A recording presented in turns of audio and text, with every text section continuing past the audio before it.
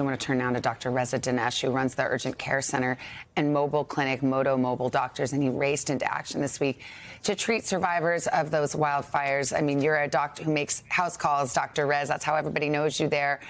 Tell me what you saw, what you encountered. Which day are you talking about? The first day, when you first came upon it. Yeah, so the first day, and first of all, thank you for having me and covering the story here. This is like pretty intense moment for us, everyone in Maui, and probably one of the biggest disasters to hit the whole islands of Hawaii and the state. But the night before is when we started getting warnings that we had high wind advisories, and we get a lot of warnings in Maui all the time. High surf advisory, flash flood warnings. We've even had warnings from North Korea sending a bomb here potentially. So we had this warning that there might be some fires, and we're used to those. We see brush fires all the time, and most people, I heard, were starting to evacuate, which was kind of rare. I've never seen that happen. But I think overnight we just didn't hear anything from Lahaina, and I think that's where the power signals went down. And in the morning when I woke up to go to work, I had no idea what's happening in Lahaina, and I thought in my heart and gut to kind of just go out there and take a look. I know the roads were closed. I asked for some advice, and the mayor's office allowed us to go through with my mobile unit that had started and a nonprofit called Moto for the People.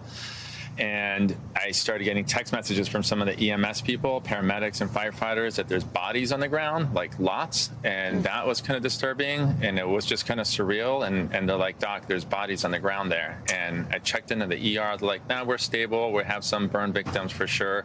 They evacuated a few people. But within like an hour and a half, 2 hours, I got my nurses and team and somewhat closed my clinic, but made it just open to anybody that needed it, and made it free for the whole week, that anybody that needed anything. And when we went out there, I had no idea what I was dealing with. But when we first got there and got through, it was devastating. It felt like a war zone, and it was still fresh. I could see trees burning. I could feel the smoke. I could feel the heat.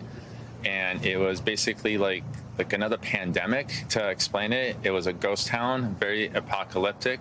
And as our mobile unit was driving through, we started seeing some people come out of the woodworks, like survivors. And they came up to us, and I was like, can I help you? Do you need anything?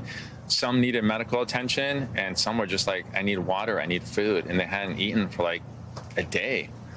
So that was providing some basic, humanitarian stuff and providing food, and some people needed medical care. But it was shocking, and I realized how heavy it was, and it didn't sink in until like the next day, and then I went back out, like what we were dealing with here on our island.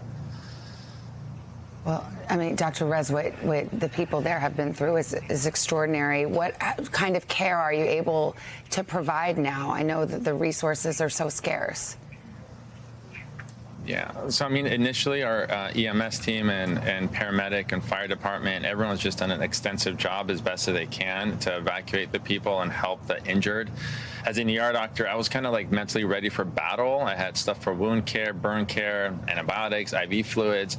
But when I kind of got there, I realized it was a lot of like people that needed basic stuff. It was the people with chronic diseases that were going to become acute medical issues, people with seizure meds, diabetics, hypertension.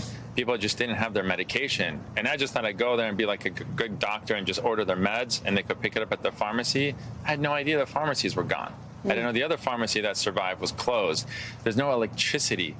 So I had no cell phone signal. I really felt like, I don't know, it was just kind of like a movie, and it wasn't real. And the patients I was dealing with, just to make rapport and ask them, how are you doing? Have some bedside matter, ask them like, how was it? What happened? And the stories they hit kind of really hit home. And I've seen a lot of trauma as an ER doc. In 10, 15 years I've been one.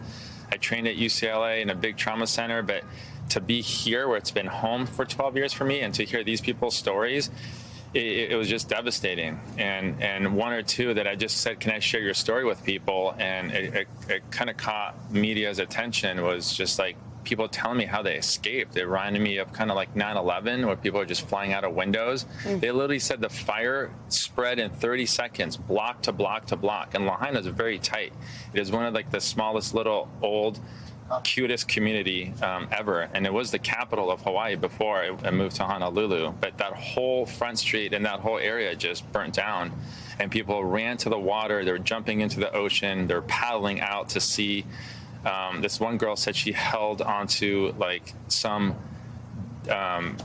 metal rod or something in the middle, like maybe like 30 yards out for like 7 hours until she was able to come back in, and her friend was hanging on with her, and her friend didn't survive. Kind of like a Titanic story of just losing your friend next to you. It's just pets, animals, just everything.